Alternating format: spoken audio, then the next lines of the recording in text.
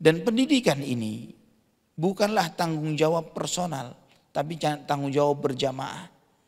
Bukan tanggung jawab ana karena sebagai orang tua maka ana mendidik anak-anak ana. Anak tetangga bukan urusan ana.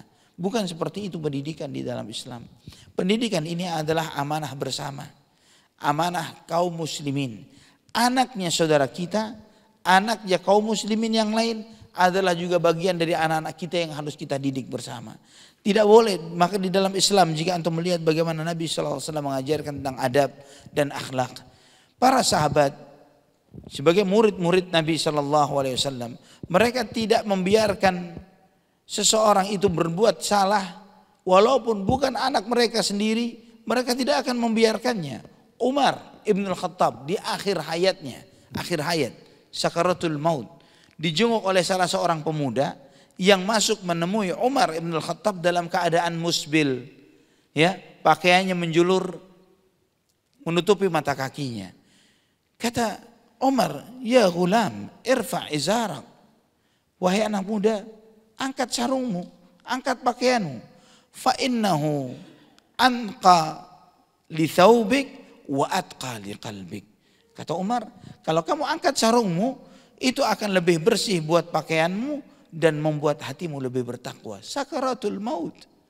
Pada saat sakaratul maut, Umar bin Khattab dijenguk, beliau masih bagaimana beliau menyampaikan tarbiyah dan pendidikan kepada salah seorang yang datang menjenguknya, dan itu bukan anak beliau radhiyallahu an.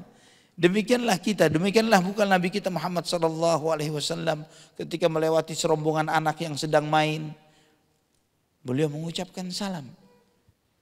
Bagaimana dengan kita? Berapa sering kita di komplek kita misalnya melihat anak-anak yang sedang main dan lain sebagainya, mungkin berantem, kita nggak mau tahu, kita nggak peduli. Ada di antara mereka yang mungkin menangis, kita nggak mau peduli. Padahal sunnah Nabi SAW ketika melihat anak-anak sedang bermain seperti itu, ya, mengucapkan salam kepada mereka. Ketika ada di antara mereka yang bermain, yang berselisih, berkelahi, didamaikan. Dan kemudian di antara mereka yang menangis misalnya karena hal sesuatu, bagaimana Nabi SAW mendatangi salah seorang sahabat, ya Aba Umair, ma fa'alan Nughair. Didatangi oleh seorang masih kecil, adiknya Anas bin Malik radhiyallahu anhu yang menangis karena peliharaannya, dia memiliki peliharaan seekor burung yang mati, ditangisin peliharaan yang mati ini tadi. Didatangi oleh Nabi SAW, Nabi SAW menghiburnya, wahai Abu Umair, apa yang terjadi dengan burung piaraanmu? Subhanallah. Nabi SAW memanggilnya dengan membesarkan hatinya, Abu Umair, ya, anak kecil dipanggil Abu Fulan, ya, kebayang.